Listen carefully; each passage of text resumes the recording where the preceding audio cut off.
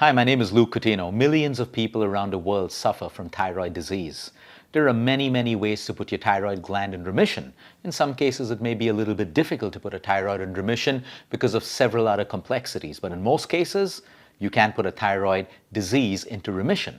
Some thyroids are autoimmune in nature, like a Hashimoto's thyroid, where your own immune system attacks your thyroid. That too can be put into remission when you find the triggers of flare-up and you put that into remission. And then you have an undernourished thyroid or an overactive thyroid. Your nutrition has to be very specific for the kind of thyroid problem that you have. So is your exercise. Quality of sleep matters when it comes to putting your thyroid gland into remission, the disease that you have in it, or building a healthy thyroid gland. And of course, our stress levels. We've seen our patients over the last 13 years when they're chronically stressed, their thyroid levels shoot right up. But today we're going to teach you certain asanas in the practice of yoga, the science of yoga, that help you with your thyroid gland to strengthen, to build a healthier thyroid gland. And this, along with your nutrition, sleep, exercise, and great emotional health will help you with your thyroid gland healing. So please practice this. Follow the asanas that our yoga therapist from the Art of Living that we've collaborated with is going to teach you. And over the next couple of videos, everything is going to fall into place with your thyroid gland. Hi, this is Mayur Karthik, head trainer with Shri Shri School of Yoga and faculty of the Art of Living. In today's session, we'll be practicing a simple asana routine that will help you to take care of your thyroid health. Though I would always recommend for any conditions of the thyroid to consult a doctor, today's practice is just going to be about maintaining an overall health of the thyroid gland. Shri Shri Yoga is a very simple and meditative effective flow of practice that not only helps to attend to this physical body but also to the other dimensions of our existence like the life force, the breath, the mind, the intellect and much more. Doing the practice mindfully and keeping attention on the breath and doing as much as your body allows you to do will help you go deeper in the practice. Let's begin. It is always recommended to do a holistic practice, not just specifically targeting a particular organ or a particular problem. The whole body is connected, right? So doing a holistic practice will give better results. What we are going to learn today is how to attend to specifically the thyroid gland. So you can include these asanas along with the holistic practice. It will give you better results. Let's begin with some warm-ups. For warm-ups, I would recommend you to do some joint rotations and mobility exercises watching the other video for 5 to 10 minutes and then start from this practice. Let's stand straight. Let's start by doing gentle taps of the gland itself. Look up and start tapping from the throat. This will help you to stimulate the gland a little bit and the muscles, everything supporting the organ or the gland.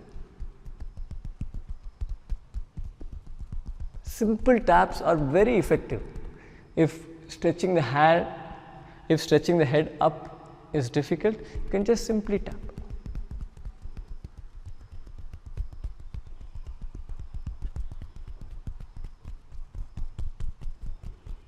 Do this for 30 seconds to 1 minute. Don't be harsh, do it lightly with a smile. And relax. Let's do some head movements. This will also help to massage the thyroid gland. Breathe in, look up and down. Look up and down. Up, down. And look to the front. Now look to the right and left. Right and left. Right and left. Now slowly start rotating your head in clockwise direction. First from the right side, you breathe in, come up, and as you breathe out, come down from the left side. Remember, we are massaging the gland. So don't be in a hurry.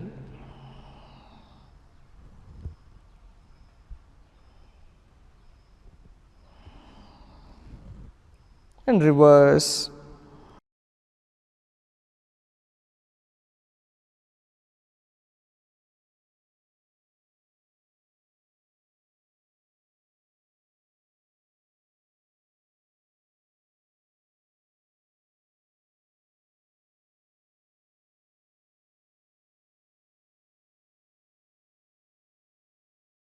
Now let's do the Kati Chakrasana, feet facing forward, breathe in, bring the hands to the front, and as you breathe out, pull the tummy in a little bit and twist the whole body to the right side and turn and look behind you. That's very important.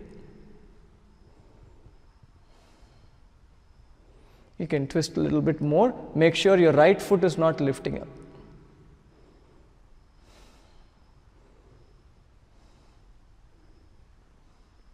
Inhale, slowly come back to the center. Exhale to the other direction.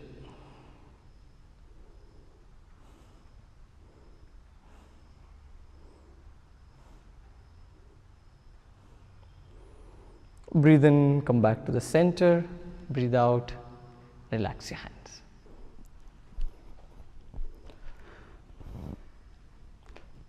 Now you can place a cushion under your knees, or even if you want to, you can sit on a chair, right?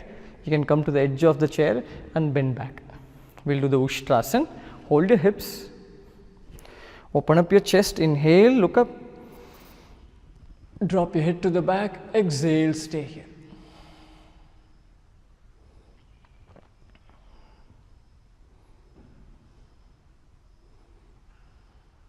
And if you feel comfortable, you want to go into a deeper stretch, you can gently bring your hand down, hold the heels, push your hips to the front and drop your head even more.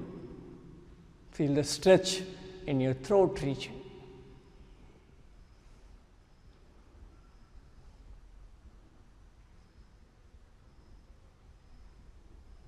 Gently lift your head up, bring your hips down, and let's rest in Sishivasana, child's pose.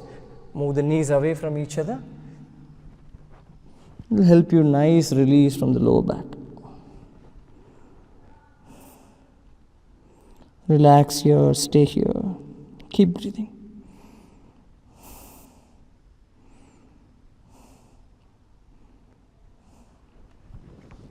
And slowly you may come up, and let's lie down on our back.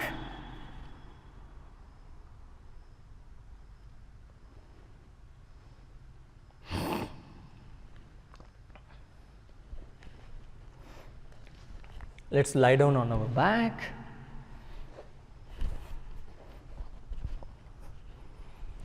Head down, hands next to the body. We will do the bridge pose, the Setu Bandhasana.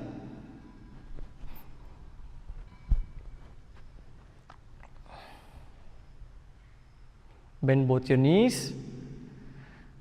Bring the heels close to your hips until the fingers can touch the heels.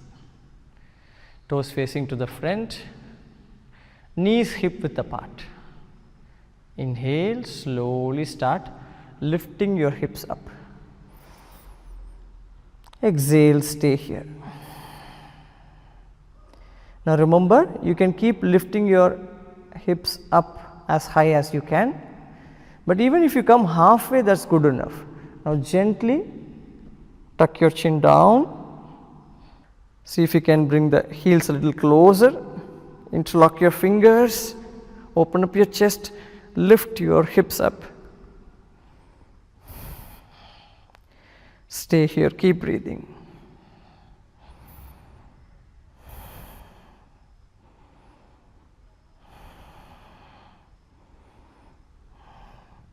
Exhale, gently come down and stretch your legs out. Now, for those of you who feel strong, we will do the Sarvangasana, the shoulder stand. Those of you who have problems in the neck like cervical issues, or women in their periods may avoid this posture. Gently roll both your knees towards your face, and with a little bit of force lift your hips up. And hold the back of your hips with your hands, and gently straighten your back and bring your elbows close to each other, and slowly straighten the legs up. Stay here, keep breathing. Be still here. Let the blood rush towards your throat and head.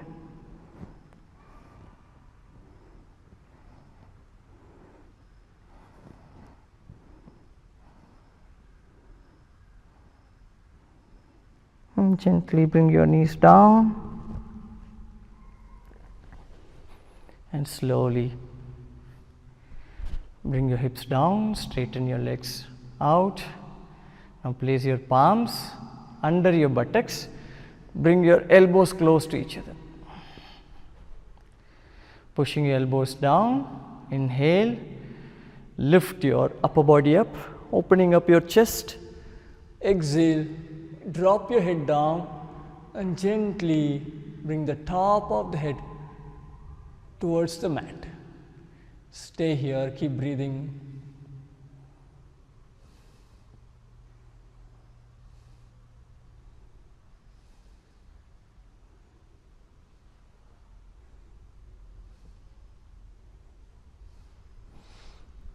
Inhale, slowly lift your head up. Exhale, gently come down and bring your hands out. Stay here, relax.